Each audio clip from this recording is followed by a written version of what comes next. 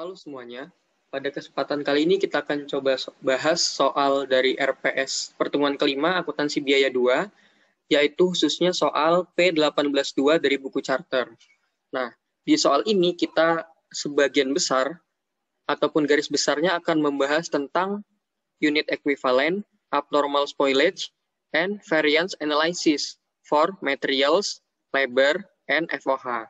Tapi karena pada pertemuan kelima ini kita hanya berfokus ataupun baru berfokus pada analisis variance untuk DM dan DL, maka di soal ini kita akan mengerjakan khusus bagian DM dan DL-nya saja. Langsung kita baca ke soalnya.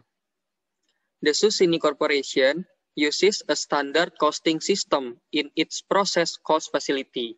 Nah, di soal ini diberitahu bahwa Susini Corporation, perusahaan manufaktur ini, menggunakan proses costing dalam pembebanan biayanya, yaitu membebankan biaya ke produknya secara massal.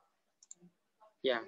Dan selanjutnya, di soal ini tidak disebutkan melalui apakah asumsi arus biayanya yang digunakan. Namun, umumnya untuk variance analysis, DMDL, dan FOH, kita menggunakan asumsi FIFO. Asumsi arus biaya FIFO, yaitu produk yang keluar adalah produk yang pertama kali masuk. Nah, kemudian disebutkan di soal bahwa mereka memproduksi produk yang bernama Wikum. Lalu, selanjutnya ada pernyataan terkait dengan material yang merupakan manufacturing cost ataupun elemen dari biaya manufakturnya. Material A is added at the beginning of the process. Nah, raw material A ini ditambahkan di awal proses. Kemudian terdapat juga material B is added only to good units immediately after they have been inspected. Nah, kemudian raw material B ini ditambahkan hanya kepada barang yang baik ataupun good units after being inspected. Nah, kemudian disebutkan di soal inspection takes place at the end of machine conversion. Nah, jadi inspeksi ini dilakukan di akhir ketika proses konversi mesinnya sudah selesai. Ataupun bisa kita artikan bahwa inspeksi ini dilakukan ketika sudah terjadi 70% ataupun labornya sudah berproses 70% dan FOH ataupun machine conversion-nya sudah dikerjakan 100%. Nah, kemudian all spoilage is considered abnormal. Semua barang cacat dikategorikan sebagai barang cacat tidak normal. Sehingga harus diperhitungkan secara terpisah. Nah, yang pertama, informasi yang diketahui adalah the standard cost card for 1 unit of Wikum. Standar cost card untuk memproduksi 1 unit produk Wikum adalah yang pertama diketahui direct material A, raw material A diperlukan 3 unit raw material A untuk memproduksi 1 unit barang jadi produk Wikum dengan standar price-nya adalah 4,5.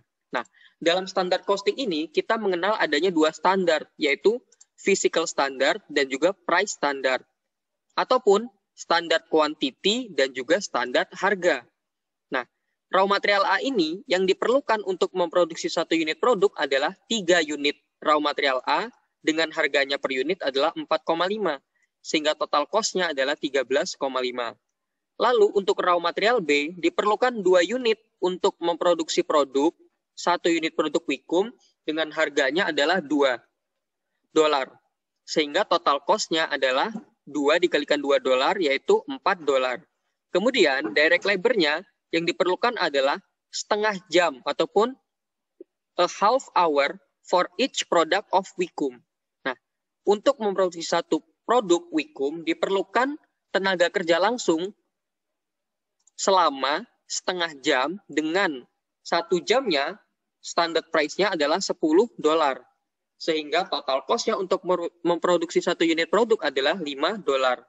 Kemudian disebutkan di soal bahwa untuk factory overhead-nya terdiri atas biaya VFOH dan FFOH, variabel dan fix.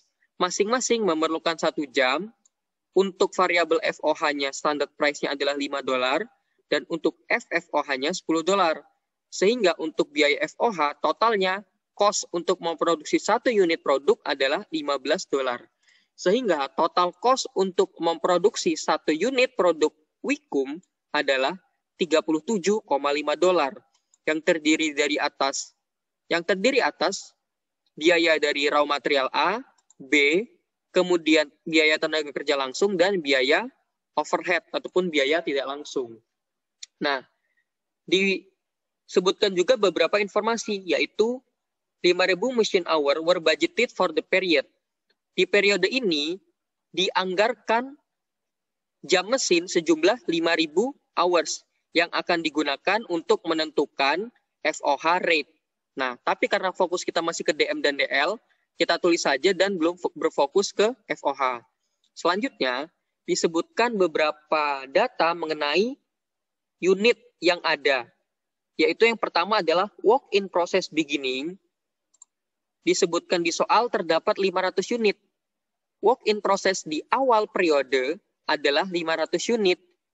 Dan 70% telah selesai labornya, serta 50% telah selesai FOH-nya. Maka bisa dimasukkan ke dalam tabel, yaitu 500 unit WIP beginning ini telah selesai 70% diproses untuk direct labor-nya dan 50% untuk FOH-nya. Nah, bagaimana dengan material dan A dan material B? Nah, untuk material A dan material B, untuk material A sudah pasti 100%. Kenapa? Karena di soal tadi disebutkan material A ditambahkan di awal proses. Sehingga pasti di WIP beginning awal, di WIP awal, direct material A sudah pasti selesai 100%-nya. Kenapa? Karena inspeksi dilakukan pada saat 70%. Sedangkan material ditambahkan di awal proses. Sehingga pada saat 70% inspeksi, material A sudahlah selesai 100% ataupun seluruhnya. Bagaimana dengan material B? Material B 0%. Kenapa masih 0%? Karena disebutkan bahwa material B hanya ditambahkan ke produk baik setelah diinspeksi. Kita tahu bahwa inspeksi dilakukan pada saat 70% DL dan 100% FOH. Sedangkan produk WIP awal masih menempuh 70% DL dan 50% FOH. Sehingga inspeksi belum dilakukan dan material B belum ditambahkan ke dalam WIP awal. Kemudian diketahui juga WIP akhir sebanyak 600 unit yang terdiri atas 90% DL dan 100% FOH. Sehingga otomatis 100% material A-nya sudah selesai seluruhnya dan 100% material B juga sudah selesai. Karena sudah melalui inspeksi, yaitu pada saat inspeksinya tadi 70% labor dan 100% FOH. Karena WIP akhir ini sudah menempuh 90% labor dan 100% FOH, maka inspeksi telah dilakukan. Sehingga direct material B ini sudah ditambahkan dan langsung selesai seluruhnya.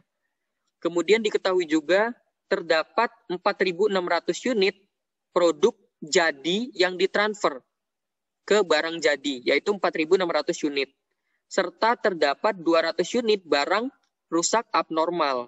Nah, untuk barang rusak abnormal ini, tadi disebutkan bahwa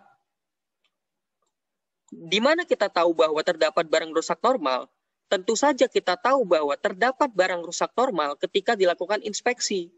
Inspeksi dilakukan pada saat DL-nya sudah 70% dan FOH-nya sudah 100%. Maka barang yang rusak ini telah menempuh 70% DL dan 100% FOH. Kemudian, direct materialnya sudah pasti 100%, karena direct material A ditambahkan di awal proses. Bagaimana dengan direct material B? Tentu saja, direct material B hanya ditambahkan untuk produk yang baik setelah diinspeksi. Nah, setelah diinspeksi ternyata produk ini adalah produk cacat, sehingga direct material B tidak ditambahkan, sehingga persentase penyelesaian produk ataupun direct material B adalah 0%. Selanjutnya, diketahui juga materials inventory record, yaitu yang pertama untuk material A, yang dibeli adalah 16.000 dengan harganya 4,6, serta yang digunakan adalah 14.800. karena kita berbicara tentang standar costing, maka biaya aktual akan kita bandingkan dengan biaya standar yang ditetapkan oleh perusahaan ini. Nah, perusahaan ini telah menetapkan bahwa unit cost untuk material A adalah 4,5. Unit cost untuk material A adalah 4,5. Sehingga kita tulis di sini, unit cost untuk material A standarnya adalah 4,5. Kemudian untuk material B yang dibeli adalah 12.000 dengan harga $1,95 dan yang digunakan adalah 11.000 unit. Nah, lalu kita lihat berapa sih unit price standar, unit cost standar untuk material B. Disebutkan di soal bahwa unit cost standarnya ataupun standar price-nya adalah 2. Kita masukkan 2. Begitu juga untuk DL. DL di sini disebutkan bahwa aktualnya mesin hour ataupun direct labor hour yang terjadi adalah 2.550 jam dengan total cost 26.010. Nah, maka cost per unit ataupun rate direct labor-nya untuk tiap unit jam kerja adalah 26010 dan kita bagi dengan aktual tenaga kerja langsung sehingga kita dapatkan direct labor rate adalah 10,2 untuk tiap jam kerja. Sedangkan ditetapkan di soal bahwa standarnya adalah $10 untuk tiap jam tenaga kerja langsung. Oke, lalu kita lihat yang diminta di soal adalah kita diminta untuk menentukan equivalent unit yang diproses di periode tersebut serta standar quantity allowed untuk tiap unsur biaya, yaitu DM, DL, dan FOH. Namun kita hanya berfokus pada DM dan DL. Nah, yang pertama, kita harus ingat equity konsep, yaitu konsep input sama dengan konsep output. Inputnya mana? Inputnya adalah WP awal. Outputnya adalah WP akhir, lalu unit yang ditransfer ke barang jadi, dan unit barang rusak. Nah, kan kita belum tahu nih, berapa sih sebenarnya input kita yang berasal dari departemen sebelumnya. Nah, cara mencarinya bagaimana? Yaitu, kita harus tahu dulu, outputnya, yaitu 600, outputnya adalah 600 yang merupakan WP akhir, ditambahkan dengan yang ditransfer ke barang jadi, dan unit spoilage-nya adalah 200. Kemudian di awal kita sudah terdapat 500 WP beginning, sehingga total input untuk unit transfer from preceding department adalah 4.900 unit. Nah, inputnya adalah WP awal dan WIP. WP awal dan produk jadi dari departemen sebelumnya, sedangkan outputnya adalah WP akhir, unit yang ditransfer ke barang jadi, dan unit yang rusak abnormal. Nah, kita masukkan nih, WP beginning-nya ada 500 unit. Tadi yang ditransfer dari departemen sebelumnya kita cari adalah 4.900 unit. Yang ditransfer ke barang jadi adalah 4.600. Yang rusak 200 unit, dan WP akhirnya adalah 600 unit. Nah, inilah data yang akan kita gunakan untuk mencari unit ekuivalen yang telah diproses pada periode ini. Yang pertama, kita tahu bahwa yang kita proses di periode ini, yang pertama adalah berasal dari barang jadi, yaitu berjumlah 4.600 unit. Pertanyaannya, dari manakah 4.600 unit ini berasal? Tentu saja 4.600 unit ini berasal, yaitu yang pertama dari WIP awal, lalu sisanya baru adalah barang ataupun unit yang diproses dan diselesaikan langsung pada periode ini karena menggunakan asumsi arus biaya FIFO, yaitu pertama masuk dan pertama keluar. Sehingga dari 4.600 ini diutamakan dulu yang berasal dari WP awal, kemudian baru unit yang langsung dimulai dan diselesaikan pada periode tersebut. Dari WP awal adalah 500 unit yang sudah menempuh. Untuk DM-nya tadi adalah selesai 100%. Kemudian untuk direct material B-nya sudah menempuh penyelesaian 0%. Untuk DL-nya sudah menempuh penyelesaian 70% dan FOH-nya sudah menempuh penyelesaian ataupun selesai 50%-nya.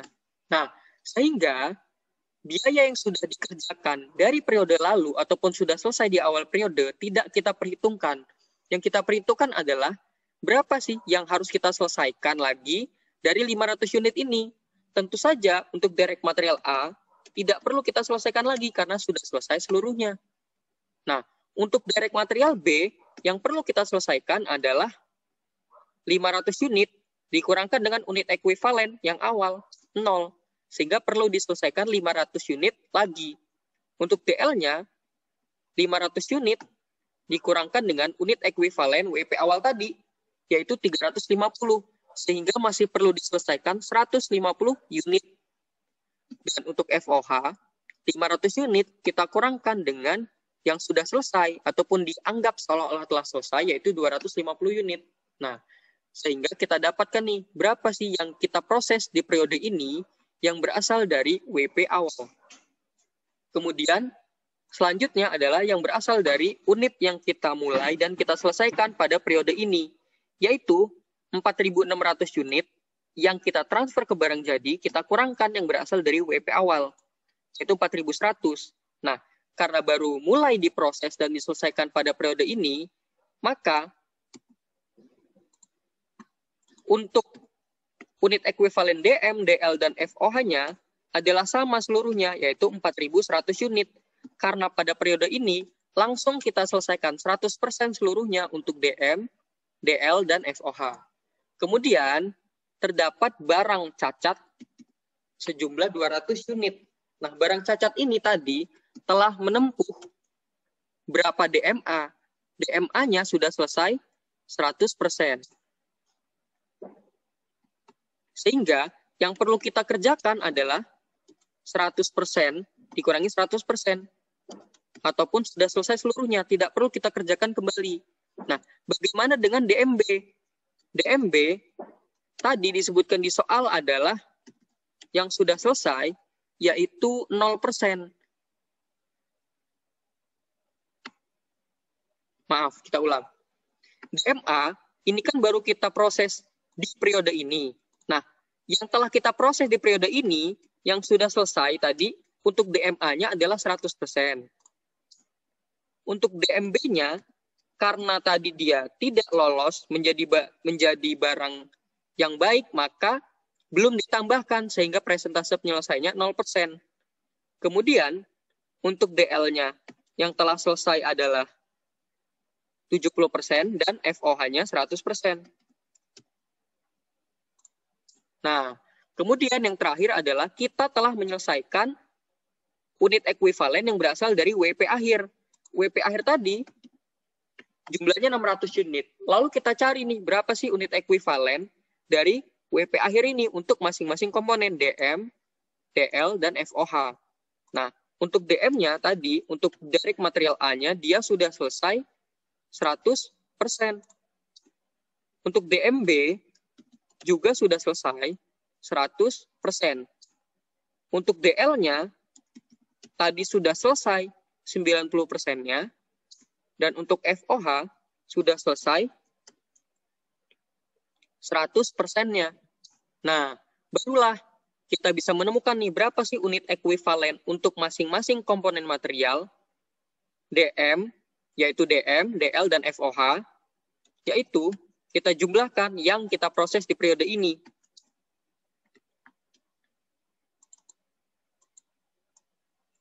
Yaitu 4.900 untuk direct material A, 5.200 untuk direct material B, 4.930 untuk direct labor, dan 5.150 untuk FOH.